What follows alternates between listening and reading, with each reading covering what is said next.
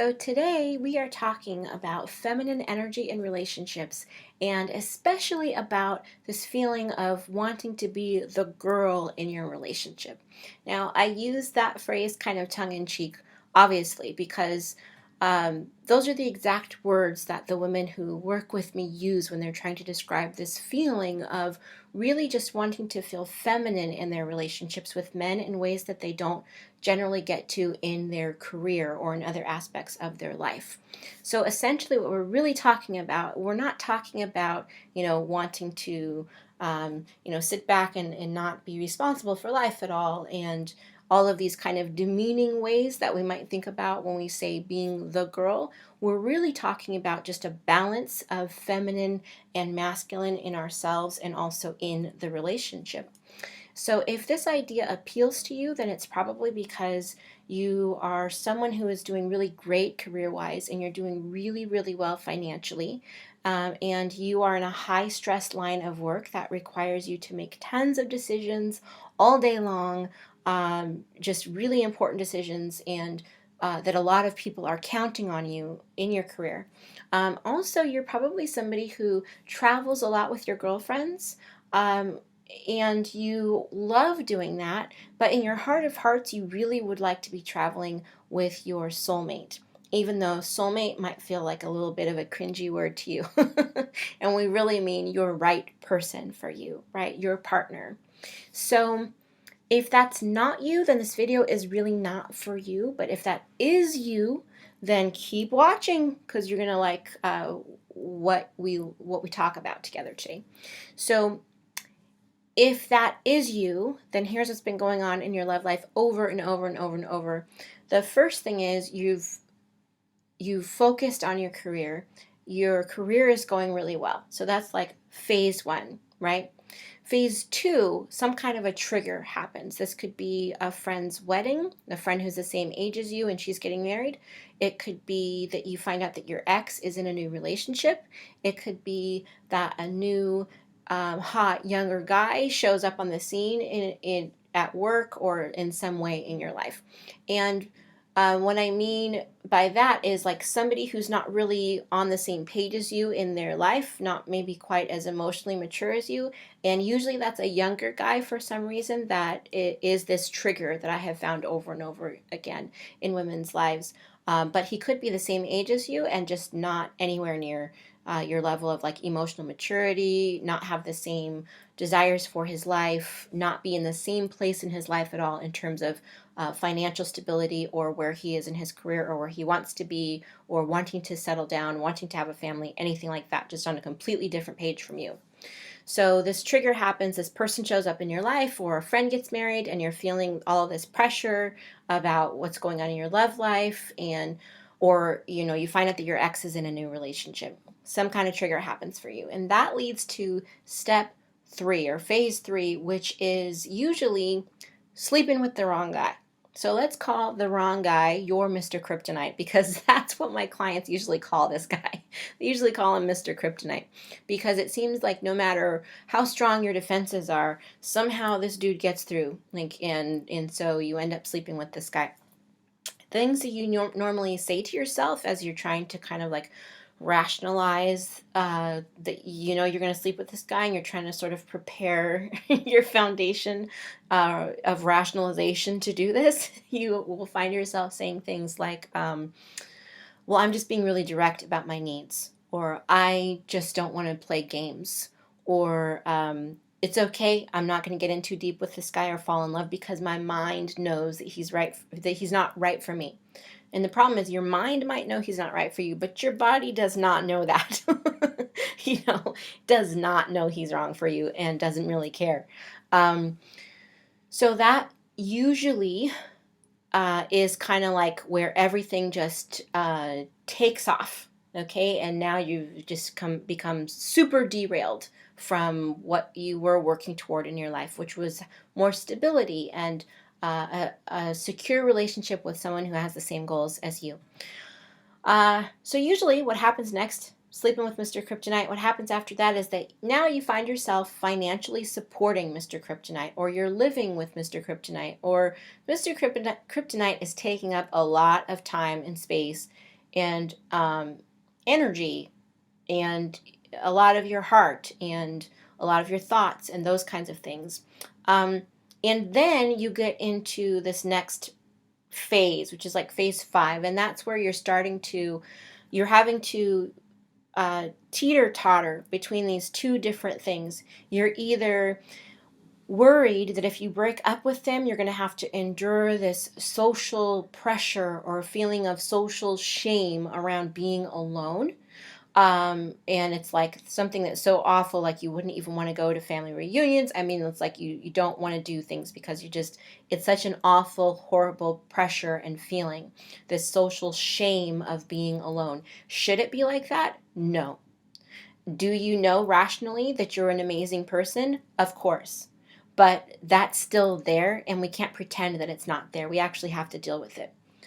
The other side of that is you could decide that you will stay with this person, and then you're enduring a different kind of shame or embarrassment. And that is the shame or embarrassment of being unequally partnered and feeling like your friends can tell, your colleagues can tell, and that kind of a thing, and really just trying to kind of ignore it. So you're in these two different, you're feeling like you have to choose between a rock and a hard place here.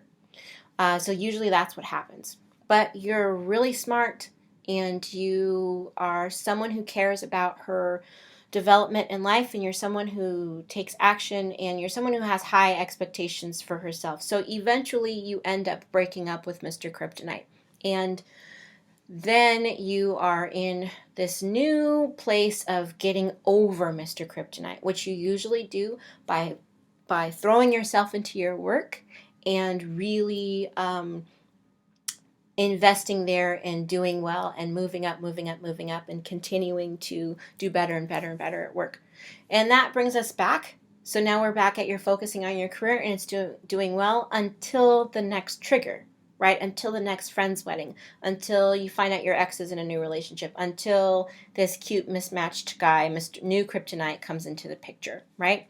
So the way that I've helped my clients to get over this merry-go-round and to get into these deeply satisfying relationships that actually make them feel that they are partnered with the right person for them, and that they're with someone who treats them better than they've ever been treated, and that they are actually getting to relax a little bit more into receptivity, into an energy of being able to receive and to trust someone that they have your back, and to be able to allow someone to provide for you in whatever ways that you need that, whether that's emotionally or financially or whatever it is that you're trying to create.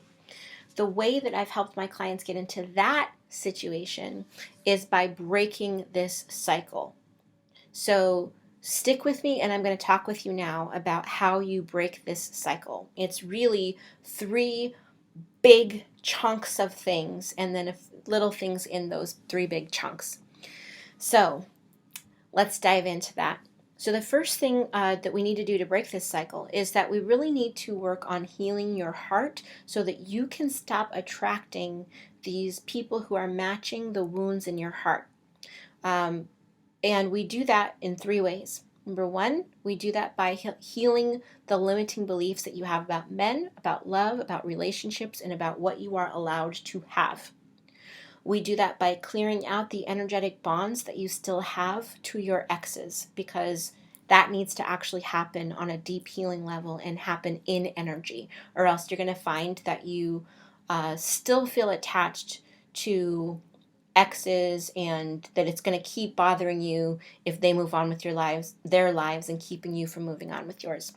And then the third thing is that we want to heal the wounds that were left in your energy. We want to heal shame. We want to heal anger. We want to heal fear, and all of those things that are left in your energy. And there are 5 main energetic wounds that we want to heal that are left over in your energy. They can be from your exes. They can be from your family of origin.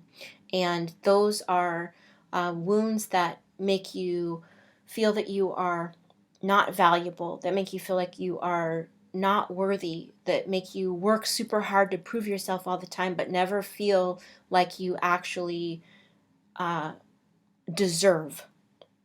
So they keep you on this kind of hamster wheel of constantly trying to achieve something that you never, and never feeling satisfied no matter how much you're achieving, never feeling that it's enough, never feeling that you're worthy of it, never feeling like it's going, like finally, like I finally done it, I finally arrived, I can finally be satisfied and happy with myself, never quite getting to that point, and always being like addicted to self-improvement, self-development, but always feeling like you're falling short.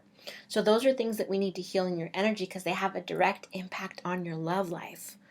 Um, but so that's the first thing that we do to break that cycle, is that we work on healing those things in your heart. The second thing that we need to do is that we need to get you some deep crystal clarity, crystal clear clarity about what you actually want to have. Because a lot of times when we're creating based on what we don't want. So we're like, I just don't want someone who A, B, C, and D.